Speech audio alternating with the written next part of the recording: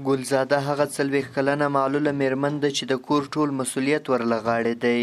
ګلزاده د کور مصارف د غالیو اوبدلو له لارې پوره کوي. دا وایي چې خاوند یې په پښه لنګ او کار نشي کولی، نو ځکه یې د کور ټولو مصارفو ته ملا تړلې. نه خرج خانه کلا سر خود میکنه، از خاطر که مرتکم پایش درد نه و هم پای درد از خاطر امزی کارگیری چیزا دیگه او کارم نمیتونه. له ګلزاده سره په غالیو اوبدلو کې 10 کلن زوی حسین علي او 12 کلنه لور مروه هم مرسته کوي. ګلزاده وایي 15 کاله وړاندې یې د غزني د خواجه عمري ولسوالۍ او د غزني مرکز پر لاره د یو ماین د چاودنې له کبله پښه ژوبله شوې او له هغې راوروسته د ژوند په چارو کې له ګڼو ستونزو سره مخ ده.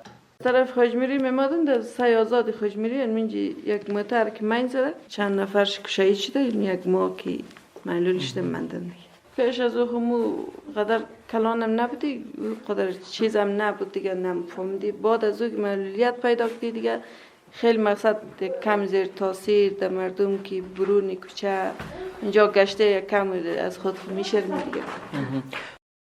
نوموړی زیاتوي چې تر اوسه ورسره حکومت هیڅ راز مرسته نه ده کړې، خو د افغانستان لپاره د سویډن موسسې ورته قرضه ورکړې او په دې قرضې یې اوس د غالۍ اوبدلو توکي اخیستې.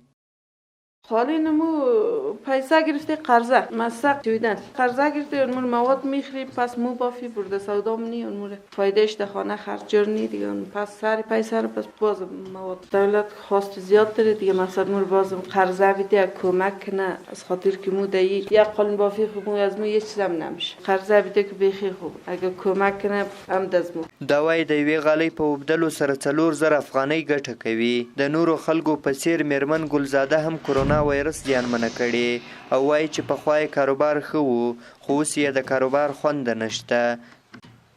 دا له حکومت او نورو موسسو څخه غوښتنه کوي چې د دې په څیر د نورو معلولو میرمنو لاسنیوی دې وکړي. احسان الله کریمي، شمله راډیو، غزني.